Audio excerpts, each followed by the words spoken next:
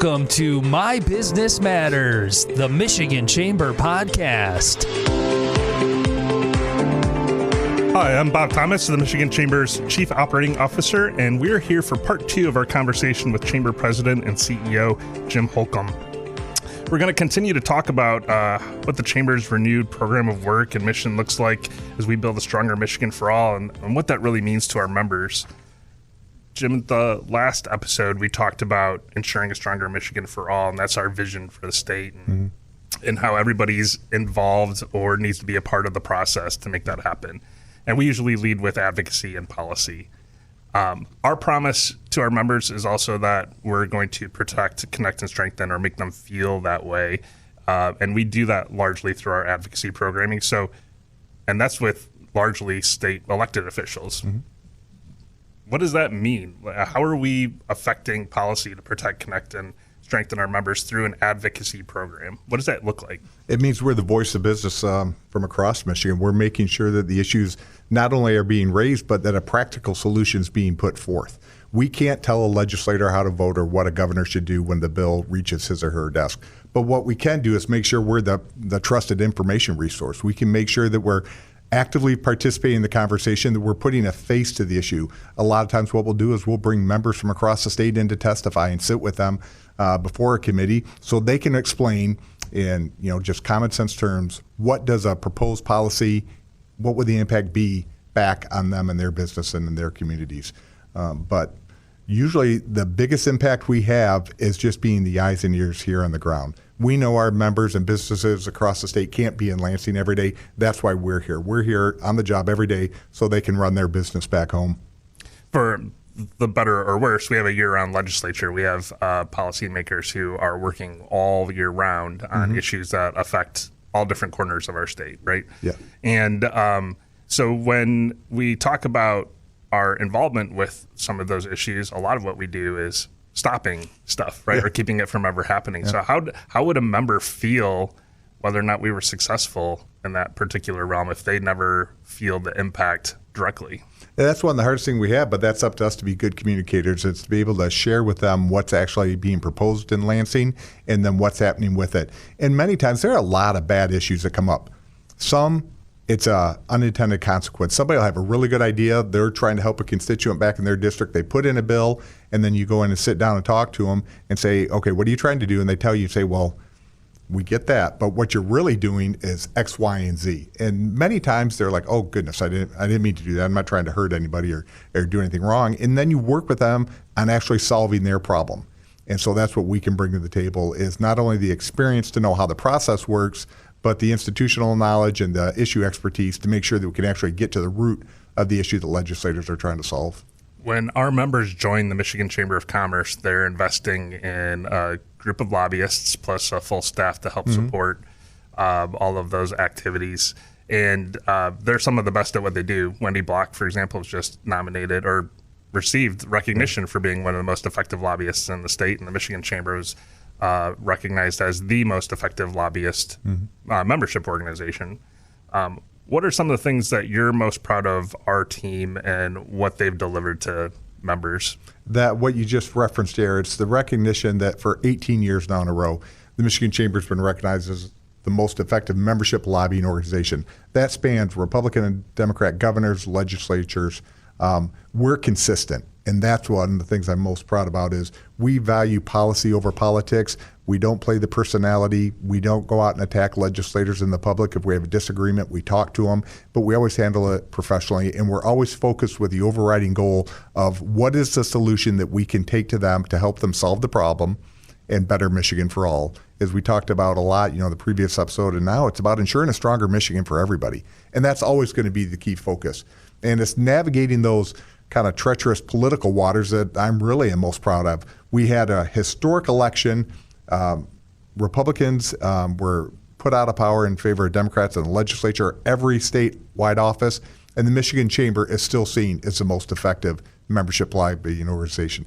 It's because we're trusted, it's because we're professional, and it's because our staff works hard every day, day in, day out, making sure that they're a good resource. It's not about coming in and demanding an outcome. It's about being the resource and helping to communicate why that proposed outcome that we would like to have is the best the best way to move forward. And we mentioned in an earlier episode that we have a very diverse population of members, small businesses, medium-sized companies, very large corporations. But I think what most people don't know is that most of our membership, 80% of it, have businesses with less than 100 employees. Absolutely. And so having them in our membership and being able to bring issues to the legislature that ultimately impact a Main Street business or somebody's entrepreneurial livelihood is a big deal. So when they feel like we're protecting them, hopefully they're sharing that with their whole network. What do you hope that they talk about when they talk about their membership with the Michigan Chamber or their engagement with the Michigan Chamber? What I hope they say is that we're good listeners. That's the best way to help somebody and to serve them is to listen first. Don't tell them what you're going to do for them until you understand what their issue is or their concern is.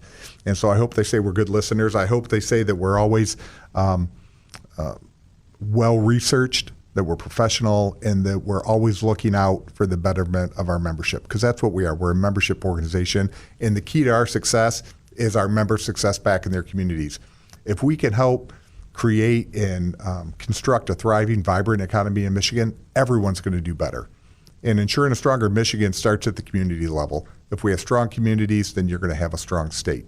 So we're really, one of the best attributes of the Michigan Chamber is the diversity of our membership. And like you said, I think a lot of people think we're only big business. It's quite the opposite. We're a lot of small entrepreneurs and medium-sized companies. And it's that diversity that they bring and the wealth of their experience and the wealth of their knowledge and their just absolute passion for the state of Michigan that helps not only drive us, but empowers us. So a lot of the issues that we talk about on staff regarding policy stuff that's going on really revolves around workforce and people. Our state provides a workforce that supports local businesses, and local businesses, vice versa, are able to offer jobs that help people have a livelihood. When we talk about those challenges, though, it's hard for small businesses sometimes to do what they want to do, to pay people what they want to pay, or to engage them they want to engage them, or offer benefits that help their families. At the same time, they're limited in some of the resources that they have available to them. How would you describe the way that we approach some of those issues from the employer side and the benefits that their employees receive? Our members have always felt, and the staff, concurs, the best way to operate here in Michigan is let job providers and business owners run their job or run their business. We don't need intrusive government, burdensome, overbearing interaction. Certainly, you have to have standards, you have to have qualities, and we want to protect everyone. But we need to unleash the job providers across the state to run their businesses as they see fit in cooperation with their employees. The vast majority of businesses in the state, the employer and the employees work together to build a strong, vibrant organization. And all too often, we see a couple issues that need to be remedied somewhere, and the cure is worse than the illness. And government comes in too heavy-handed, and then they stifle the entrepreneurism, they stifle the creativity, and they stifle the passion of business providers and job providers here in Michigan. And we work very hard to push back against that. We want to make sure that a business owner can run the business as they see fit. And right now, in our state, we're finding a lot of businesses that are struggling with finding and recruiting talent. The market is really hard for wages. Trying to manage culture, training, all the things. Like there's a big mix of workforce issues. But I think what's interesting in the market too is that the businesses that are able to have been creative to find solutions that help attract and retain those employees. So it's finding a wage that works for everybody. It's finding benefits that employees are interested in, and then managing culture to help those businesses succeed. I think that's one of the silver linings of COVID was that businesses and employees work together to improve the operations for all. I think you're seeing more flexibility. You're seeing a focus on culture, which is good. And not that anybody was doing anything bad previously, but sometimes you just need something to spur your focus. And how do we make sure that this works not only for the owner of the business, but the employees, and most importantly, the customers? Because if you aren't satisfying your customers, you aren't going to be around very long. So I think that's been a real benefit. And I think we hear stories all the time of what's going on and how that cooperation is happening. And that's one of the interesting economies we see now. A lot of the public policy being introduced here in Lansing and being debated is supposedly for the benefit of employees, But what they're doing is government's coming in, they're making it too expensive and too burdensome to employ somebody. So businesses are shrinking hours, if not closing altogether. And we have a talent problem here in Michigan where we aren't attracting enough new people into Michigan, but yet our policies are seemingly doing everything possible to push more people away and not come in. So we need to rebalance that. And I think people have good intentions, but we need to really look at, like I said, not to have that unintended consequence that's counterproductive to what they're trying to do. One of the other issues that you and I have heard a lot as we talk to businesses around the state is the need for leadership, community leadership, government leadership, business leadership. How would you characterize some of those conversations, and what did we hear that struck with you? I think what we heard from all sectors of the state is absolutely leadership is needed, but what we aren't hearing is enough people stepping up, and that's what I'm trying to work with people across the state to identify those people. You don't have to be an elected official to be a leader. You can be a good employer, you can be a good employee, you can be somebody in your community that volunteers. What we need in society right now is more people leaning in, we need more civility, and we need people unified in the common cause of ensuring a stronger Michigan for all. When we focus on that, great things can happen. But I think so many people are a little skittish to step out there because they don't want to be attacked. You have scenarios all the time where somebody's trying to do a good thing, somebody doesn't like it, and they just personally attack them. And we have to get away from that because we're turning people off. There are so many great people. Michigan's a wonderful place to live, work, raise a family, run a business, but we need to focus on the positives. And we can deal with the negatives as they come, but we need to be much more positive. And we need those leaders who are willing to be positive, not just talk about it, but actually do it.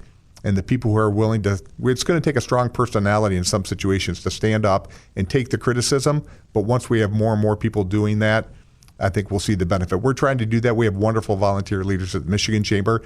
I try to do that as the president and CEO and just go out and foster a better conversation.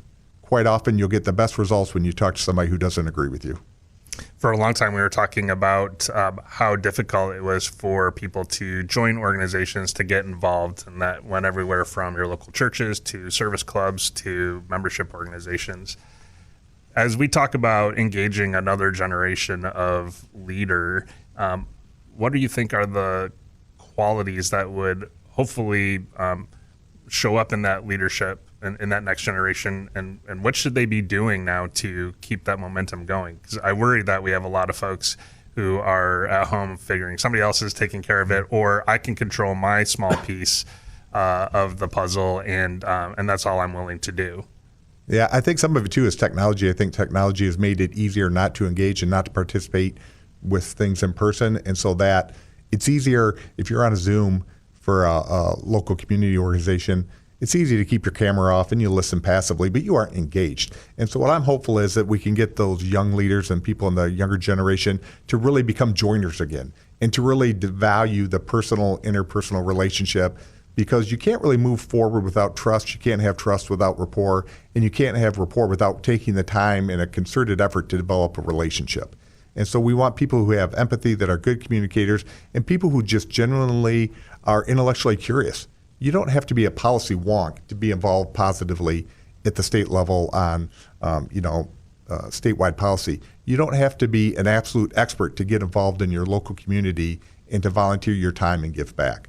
So it's about wanting to help build something bigger than yourself, but also being confident enough to bring your opinion to the table, because the opinion matters and it needs to be heard. Yeah, or to hear other opinions. So not to join an organization to be part of a herd, but to be a part of the discourse and to hear other perspectives. And that's what I love about the chamber community in general, is that we're generalists. We bring people from all different backgrounds, types of businesses, types of communities, sizes of companies with very different value systems. And we all talk about the same thing, about how to make business better, right? Absolutely. We've talked about before, it's about being that connective tissue. Sometimes the best thing you can do is introduce two people who don't know each other. You don't have to be in the middle. It doesn't have to be your idea that they're debating. But if you say, person X, you need to talk to person Y, because you two either completely disagree and you need to hash it out, or you're both on the same page, and boy, that would be really powerful to get you together. So when we talk about how we're going to protect, connect, and strengthen, I think our biggest opportunity is certainly connect. And it's the hardest thing for us to do as a statewide organization, and with technology where everybody wants to stay home or behind their Zoom screen. But what are you hoping for in your vision for the chamber that we get out of engagement from our members and stakeholders? What I'm hopeful of is that we get more voices to the table. And I truly believe it doesn't matter why you join the chamber, why you participate with us or with your local chamber.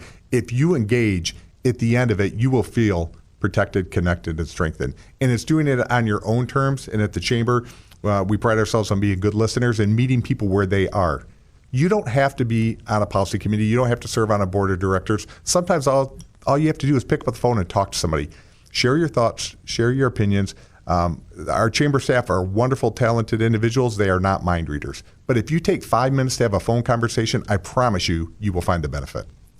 I think that's a great point to end on, is that we're looking for engagement from all sorts of folks, and would really appreciate hearing from them on a regular basis. Absolutely. And so with that, that's your call to action, listeners, is let us know what you think of the Michigan Chamber of Commerce and Jim's vision about moving forward and how we can help your business.